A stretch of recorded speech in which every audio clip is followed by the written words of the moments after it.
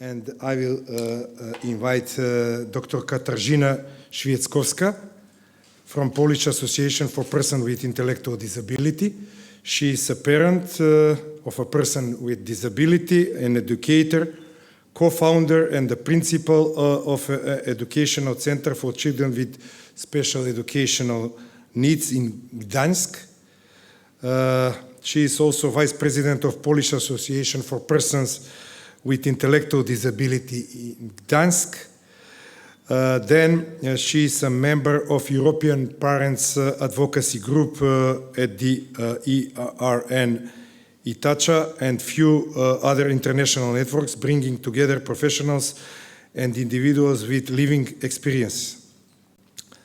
Also, she is a lecturer and trainer in the field of ICF, working with the biopsychosocial model and the role of the family in the transdisciplinary team. Please, the floor is yours.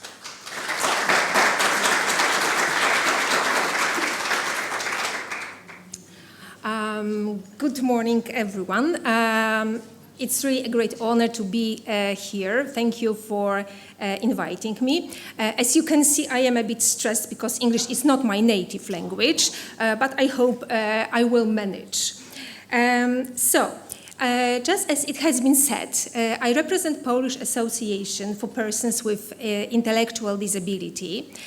This is a national, parental, non-governmental organization that supports individuals with intellectual disability, but also their families on different stages of their life and in different aspects of their life. We run early intervention centers, schools, occupational therapy workshops, daytime activity centers, supported employment agencies, sheltered housing facilities. We also support parents with respite care and with many, many other projects. We work in a form of local branches. There are 121 branches in Poland, and I represent one of them that is located in Gdańsk. In Gdańsk, I am, just as it has been said, an educator, a vice president of PSONI, but most of all, I am a mother. If I was to describe myself a bit more privately, I would probably use 3 words. So the first one is curious, and this is probably one of the first reasons why I am here, because I really love learning new things. I like asking questions. I like reading and experiencing new things. I also like meeting people, so this is probably the second reason why I am here. I like making friends, I like building networks, I like experiencing different cultures and talking to people. Just like Cynthia, I'm quite active because I like working. I also like working. But this is not the only activity that I like. I also like cycling, I like reading, walking, traveling. So this is the third reason probably why I'm here in Brussels today, because I like traveling as well. So, in my presentation today, from healthcare to healthy lifestyle, healthy living, I would like to talk about a few things. Vladimir has said that I'm a huge fan of ICF, International Classification of Functioning Disability and Health. And yes, I'm going to say a few words, even more than a few words about ICF today. I also want to show what is the impact of ICF on what we think about health and disability today. I would also love to explain what is the difference between the biomedical approach, biomedical model of health and disability, and biopsychosocial one. I will try to explain how I understand person-centered healthcare system and what's the difference between healthcare and healthy living. So, in the past, we used to think that health is when there is no disease, there are no deficits, no dysfunctions, no impairments of any vital functions or impairments of any of our organs. And in opposite, disability was when a person experienced some dysfunctions, some difficulties, some impairments, some disorders or deficits. So both those definitions referred to what's biological or medical in our life. So it was very typical for the biomedical model and biomedical approach towards health and disability. But ICF changes everything, because ICF tells us that our health and disability is not only about body functions and body structures. It's not only about what is biological or medical in our life, but it is also about activity. So if we want to decide if the person is healthy, if this is a person with or without disability, we have to see if the person is active. How does the person perform everyday activities? Does the person need support? Whose support? How much support does the person need? Another factor that we have to take into consideration is participation. Does the person feel that he or she belongs? Does the person feel that he or she has an impact on the life of his or her local community? Is the person active? Does the person take part in concerts, matches, cultural events, political events, etc.? A very important factor is our environment, the place where we live in and the things we are surrounded by. Does our environment respond to our needs? Is it accessible? Does it support us in living a good quality life? It also has a huge impact on our health and the feeling and the fact of being or not being a person with disability. And finally, personal factors, our age, our gender, our values, things that are important to us, things that we like or things that we don't like. So ICF tells us that if we want to talk about health and disability, we have to look at the person as a whole, not only at biomedical aspects of a person's life, but also on the psychological and social ones. So ICF promotes or introduces, implements biopsychosocial model of health and disability. And it has a huge impact on how we understand today health and disability. So health is not just when we have no disease or no impairments. Health is a state of complete physical, mental, and social well-being. And disability is not about challenges, dysfunctions, or disorders that a person experiences. It is about the interaction of the person that experiences all these things with various barriers. And these barriers prevent the person or make it more difficult for a person to participate. And this is when disability appears. So it does not appear with impairments or dysfunctions. It appears when barriers appear. So ICF tells us that we have to look at the person as a whole, but it also makes us aware that all aspects of our life are connected to each other, and they have impact on each other. And I will present a few simple examples. So, if there is a damage to the part of my brain that is responsible for speech or to my vocal tract, and I cannot speak, then I cannot be active, because I cannot tell people that I'm thirsty, or that I need to go to a toilet, or that I can't talk to a shop assistant, so I can't do the shopping because I can't tell the shop assistant what I want to buy. I also cannot participate because I cannot talk to my friends. I cannot tell other people my opinions. I cannot present in conferences. unless I'm given a tool. So if my environment is accessible, if I can find a tool in my environment that enables communication, at the same time I become active and I can participate, even though I experience some challenges connected with my body and my organs, etc. The same with walking. If I experience hypotonia, which means that my muscles are weak and I cannot, for example, walk. So I cannot be active then because I'm not able to go anywhere. I can't even go to my own kitchen.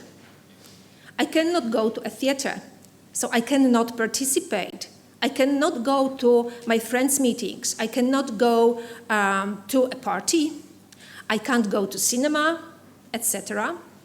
Unless, again, my environment is accessible and I can find some tools in my environment that support me. For example, a wheelchair or a ramp. And then I can become active, I can participate, even though I can't walk. I also would like to underline how important our environment is in experiencing disability. Because I have already mentioned that disability it's not about impairments and disorders, it's about barriers. So if we experience different barriers in our environment, for example, pollution, noise, but lack of access to medicines, lack of access to education, lack of access to healthcare, for example, it has a huge impact on our health, on disability, but also on how active we are and how much we participate. Another thing that we learn from ICF is that even though medical diagnosis is very important because it gives us some very important information about the person, it still tells us nothing about the person, him or herself. So, from the medical diagnosis, we do not learn what are the person's resources, what are the person's skills, what are the person's needs and abilities, and how a person functions. So what we need is a functional assessment. So medical diagnosis and functional assessment is what we need if we want to support a person. And we also need a functional assessment if we want to support people with intellectual disability in navigating a healthcare system. Because navigating a healthcare system needs a set of skills. So we have to assess a person and check if the person has the skills, or maybe there are the skills that the person has to train. Maybe there are some resources in the person's environment, but thanks to the assessment, we will also identify the person's needs. So how to support the person in navigating the healthcare system. And there are many different tools, some of them prepared in easy-to-read format that we can use to assess a person's readiness to take care of his or her own health. In European Reference Network Ithaca, which is a network supporting people with intellectual disability and their families, we have worked out a transition guideline, a guideline on a transition from a pediatric healthcare system to adult healthcare system. And while working on this transition guideline, we have learned a lot about gaps and needs in the healthcare system that we have to respond to support people with intellectual disability and their carers. So one of the things that has been mentioned in the research that we carried out before preparing the guideline was that carers and individuals with neurodevelopmental disabilities need a system that is person-centered. What does it mean, a person-centered system? Carers and individuals pointed out that they want to be seen in the system, especially people with intellectual disability. Because usually when doctors talk about somebody's disease, they talk to carers, they talk to parents. Sometimes it's not, intentionally, but in a way they ignore the person with intellectual disability because they don't know how to communicate with the person, especially if this is a person with complex communication needs. So people with intellectual disability want to be seen, but they also want to be seen as humans, not just as patients, with everything that matters to them. Person-centered healthcare system also means that individuals with NDDs don't want to be just the objects of medical and therapeutic interventions. They want to be a subject of these interventions, which means that they want to be involved in the decision-making process and all the actions regarding their health. What we have also learned is that individuals with NDDs and their families need circles of support. So a network of people and institutions that support them in navigating a healthcare system, which in many European countries is extremely complex and difficult to follow. And very often, just as Suzanne said, it's not accessible. So they need all these circles of support to help them. What else? They need a system that is developmentally appropriate, and they need a system that is accessible. And just as Suzanne has said, communication has been mentioned many, many times. So healthcare system is a huge challenge for people with complex communication needs, as medical staff is most often not prepared to communicate with people that do not communicate verbally, that need different other tools to communicate with people. It is also not accessible as long as information delivery is taken into consideration. So we're talking about prevention. How can we expect people with intellectual disability to prevent cancer if the information about prevention is not delivered in easy-to-read format? The information is not accessible to them.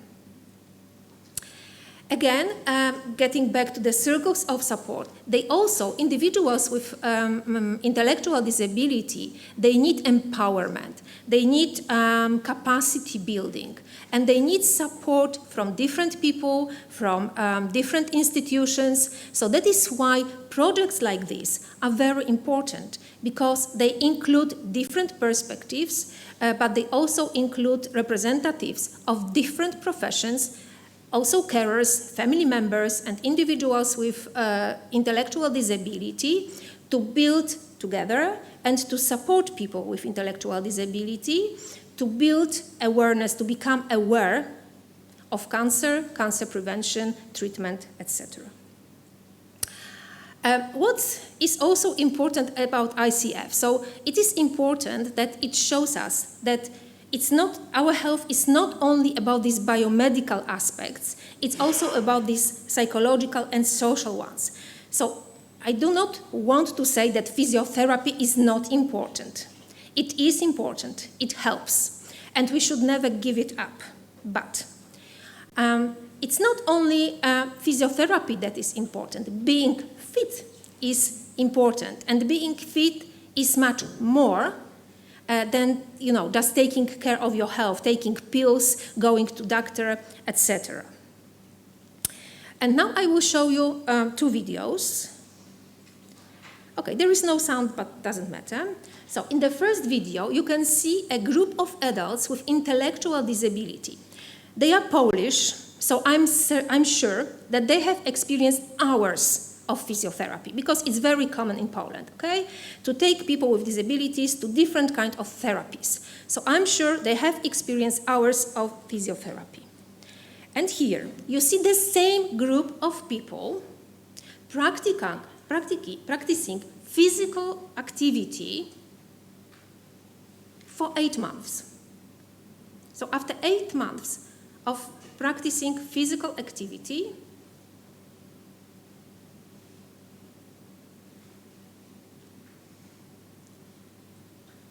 I hope you can see the difference.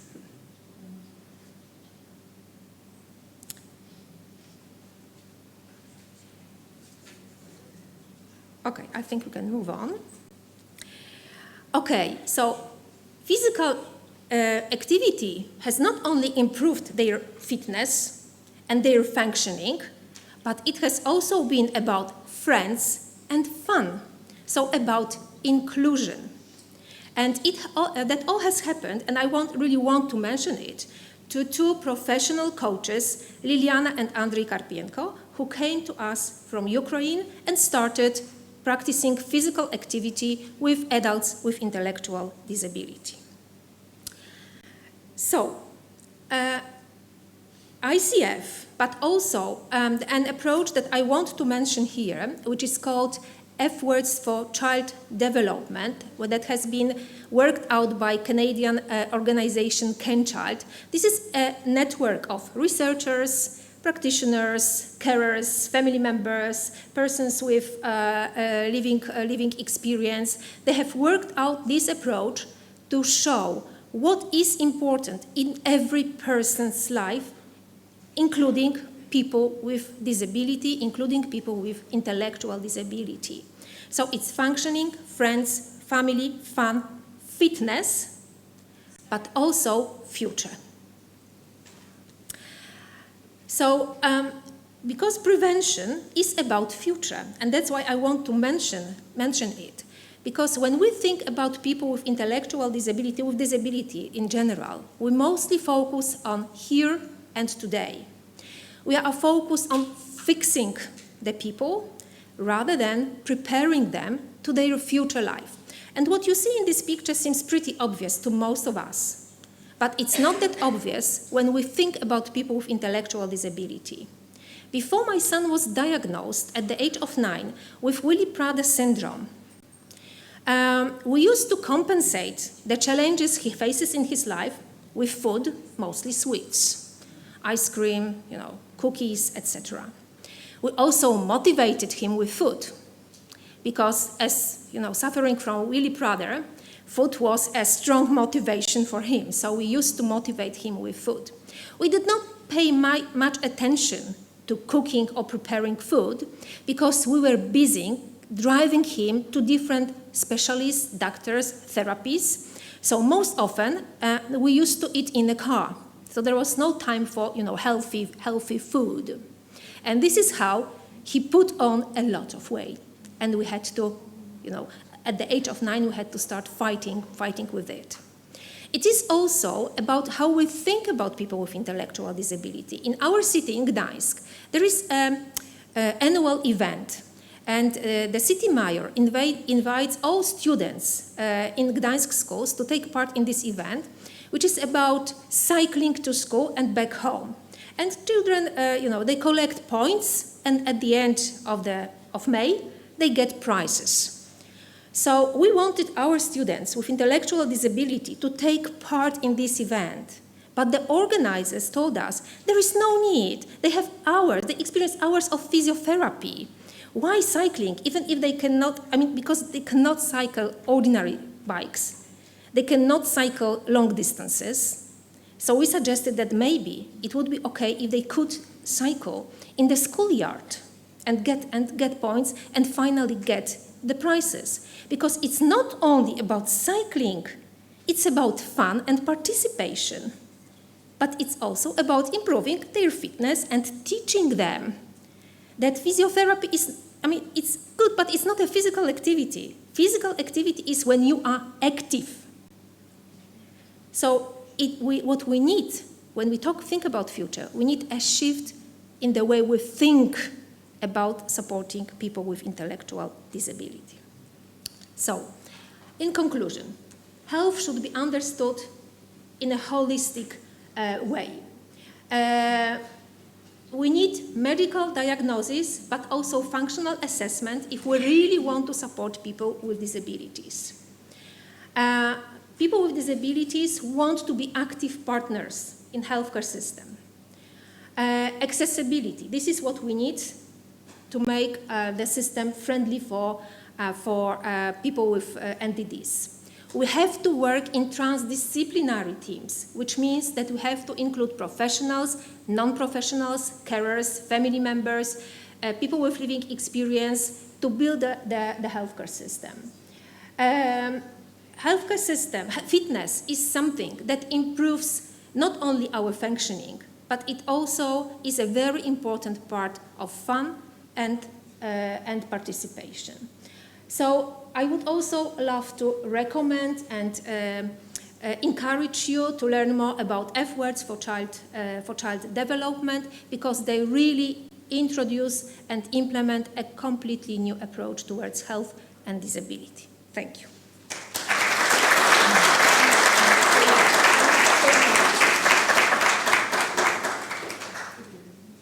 So I really do want to thank Katarzyna for that talk. It was so clear and so informative. And I know you said you're not a native English speaker. You put us native English speakers to shame with the standard of your English. So thank you so, so much. And really, we will reflect on what you said. And I think that 5F model is excellent, so really good. I'd now like to invite Katarzyna, Alicia and Justina to join us, if that's okay. And they are going to deliver an accessible summary of what we have just heard. Right, thank you so much for inviting us. We are here, the three of us. Justyna and Alicja will talk in Polish, and then I will translate. This is an easy-to-read text prepared by Agnieszka, Professor Agnieszka Żyta. So we'll start with Justyna. Powitanie projektu CUPID. CUPID to skrót. Skrót CUPID w języku angielskim znaczy rozumienie zapobiegania nowotworom u osób z niepełnosprawnością intelektualną. Pomysł narodził się w Irlandii. To projekt międzynarodowy z wieloma osobami. Profesor John Wells kierował projektem. Był wspaniałym nauczycielem i przyjacielem. Dziś go wspominamy. As you can see, CUPID means Cancer, Understanding Prevention and Intellectual Disability. The idea started in Ireland. It is an international project with many members. Professor John Wells led the project. He was a wonderful teacher and friend. We remember him today. Dlaczego ten projekt jest tak ważny? Osoby z niepełnosprawnością intelektualną żyją dużo krócej niż inne osoby. Osoby z niepełnosprawnością intelektualną częściej umierają na raka. Rzadziej niż inne osoby robią badania przesiewowe. Osoby z niepełnosprawnością intelektualną mają prawo do opieki zdrowotnej. Osoby z niepełnosprawnością intelektualną mają prawo do dobrej informacji. Informacje muszą być łatwe do zrozumienia. Musimy działać razem. Nic o nas, nic bez nas. Why this work is so important? People with intellectual disabilities live much shorter than other people. People with intellectual disabilities die from cancer more often. They do less cancer screening than other people. Good healthcare and good communication are rights. We must work together. Nothing about us without us. Co musimy zrobić? Dużo ludzi choruje na nowotwory w Europie każdego roku. Dużo ludzi umiera na nowotwory. Ludzie mogą zapobiegać wielu nowotworom. Potrzebujemy zdrowego stylu życia, badań przesiewowych, dobrej opieki. Ludzie muszą działać razem. Zapobieganie nowotworom i opieka u lekarza onkologa musi być dla wszystkich ludzi. What we must do? Many people in Europe get cancer every year. Many people die from cancer. Cancer is a very big cause of death. Many cancers can be prevented. We need healthy living, screening and good care. People must work together. Cancer prevention and care must be fair for all people. Czym jest projekt CUPID? CUPID to projekt o tym, jak pomagać osobom z niepełnosprawnością intelektualną. Osoby z niepełnosprawnością mają prawo do dobrej opieki zdrowotnej. Opieka zdrowotna musi być dla każdego. Wiele krajów współpracuje ze sobą w sprawie profilaktyki nowotworowej. Profilaktyka oznacza nie zachorować, wcześniej znaleźć problem, pójść do lekarza, zanim poczujesz się źle. So now a short summary what Susan said. CUPID is a project to help people with intellectual disabilities. People with disabilities have the right to good healthcare. Healthcare must be for everyone. Many countries work together on cancer prevention. Prevention means don't get sick, find a problem early, and see a doctor before you feel bad. Dlaczego musimy dowiadywać się o nowotworach? Miliony ludzi na świecie choruje na nowotwory. Nowotwory mogą być bardzo niebezpiecznymi chorobami dla ludzi. Ludzie muszą wiedzieć, jak zatrzymać nowotwór, zanim się zacznie. Ludzie muszą wiedzieć więcej o zdrowiu. Why we need to know about cancer? Cancer affects millions of people in the world. Cancer can be a very dangerous sickness for people. People need to know how to stop cancer before it starts. People need to know more about health. Nowotwory, a osoby z niepełnosprawnością intelektualną. Osoby z niepełnosprawnością intelektualną otrzymują mniej informacji o nowotworach. Lekarze wykrywają u nich nowotwory później niż u innych osób. Osoby z niepełnosprawnością intelektualną rzadziej niż inni ludzie robią badania przesiewowe. Żyją około 20 lat krócej niż inne osoby. Częściej niż inne osoby umierają z powodu chorób nowotworowych. Cancer and people with intellectual disabilities. People with intellectual disabilities get less cancer information. Doctors find the cancer later than other people. People with intellectual disabilities do fewer cancer screenings than other people, live about 20 years less than other people, die more often from cancer than other people. Jak współpracownicy w projekcie CUPID. CUPID zaczął się od badań w Irlandii. CUPID połączył ponad 300 osób, naukowców, pracowników medycznych, self-adwokatów, rodziny z osób z niepełnosprawnością.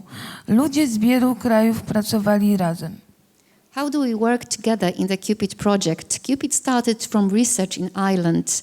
CUPID brought together more than 300 people, researchers, healthcare staffs, self-advocates, families of people with disabilities. People from many countries worked together. Wspominamy Johna i Elona. We remember John and Eleanor. Czego chcemy? Ludzie w projekcie chcą, żeby profilaktyka nowotworowa była dla wszystkich. Ludzie w projekcie chcą, żeby opieka lekarska była sprawiedliwa dla wszystkich. Nic o nas bez nas. What do we want? We can make cancer prevention fair for people with intellectual disabilities. Together we can make cancer care fair for all people. Nothing about us without us. Co pokazał nam It's of o zdrowiu i niepełnosprawności.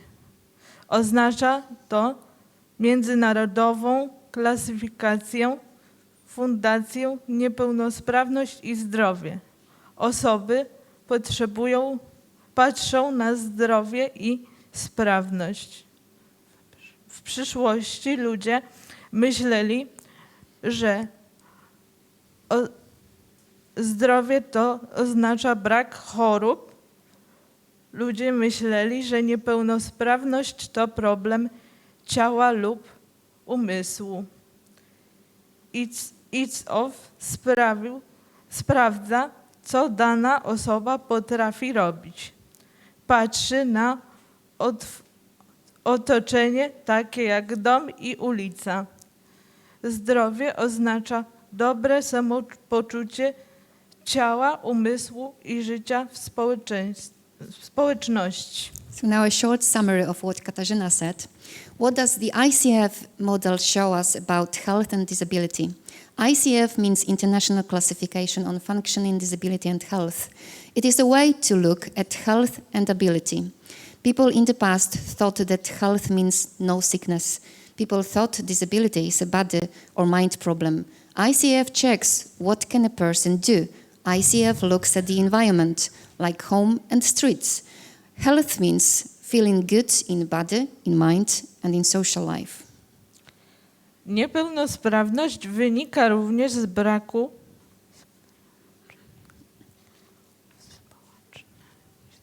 w społeczeństwie barier, na przykład bieda, zanieczyszczenie, brak opieki zdrowotnej.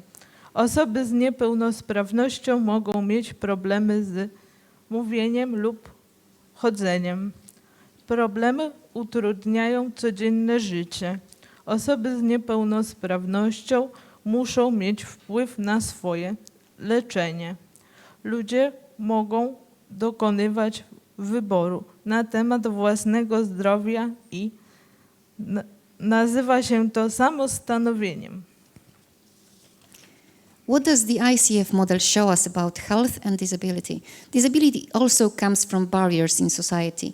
Barriers are things like poverty, pollution, no healthcare. People with disabilities can have problems with speaking or walking. Problems make daily life hard. People with disabilities must have a say in their treatment.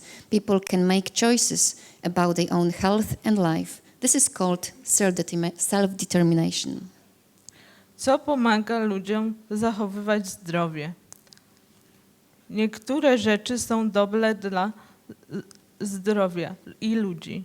Na przykład mieć rodzinę, mieć przyjaciół, należeć do klubu, uprawiać aktywność fizyczną, mieć informacje o zdrowiu. Informacja o zdrowiu powinna być prosta do czytania i zrozumienia. AC to skrót języka angielskiego. Ten skrót znaczy wspomaganie. Porozumiewanie się. AC to rozmowa bez użycia głosu. Można używać obrazu, znaku lub tabletu do mówienia. What things help people stay healthy? Some things are good for people's health. For example, to have family, to have friends, to join a club, to do physical activity and to healthcare information. Health information should be simple to read and understand. AAC means augmentative and alternative communication. AAC is a way to talk without using voice. You can use pictures, signs, a tablet to speak. Jaka jest główna myśl? Musimy pomóc każdemu człowiekowi brać udział w życiu społecznym. Kiedy ludzie żyją z innymi, ich życie jest lepsze. Nie musimy myśleć tylko o lekarzach i szpitalach. Ludzie powinni myśleć o zdrowiu i życiu każdego dnia. Osoby z niepełnosprawnościami powinny żyć w społeczeństwie razem z innymi ludźmi. Kiedy wszyscy ludzie żyją razem w społeczeństwie, czują się dobrze. What is the main message? We need to help everyone join in social life. When people join in, their life is better. We do not need to think only about doctors and hospitals. People should think about healthy living every day. We should bring people with disabilities into the community. When all people live together in society, they feel good.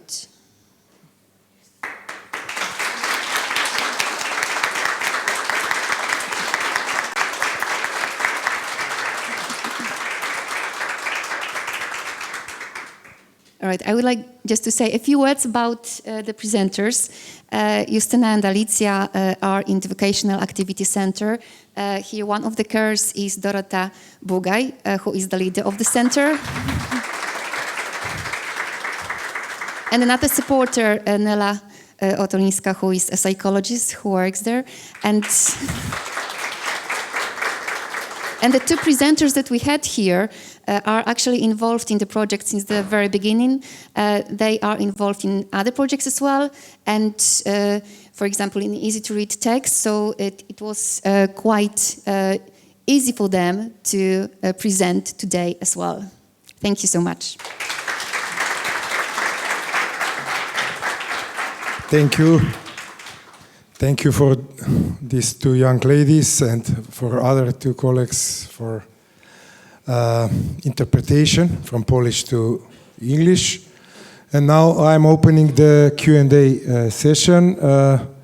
If you have from the auditorium some questions to Dr. Susan Deneef and to Dr. Katarzyna Świeczkowska, you can give them some questions or comments. We have a few minutes.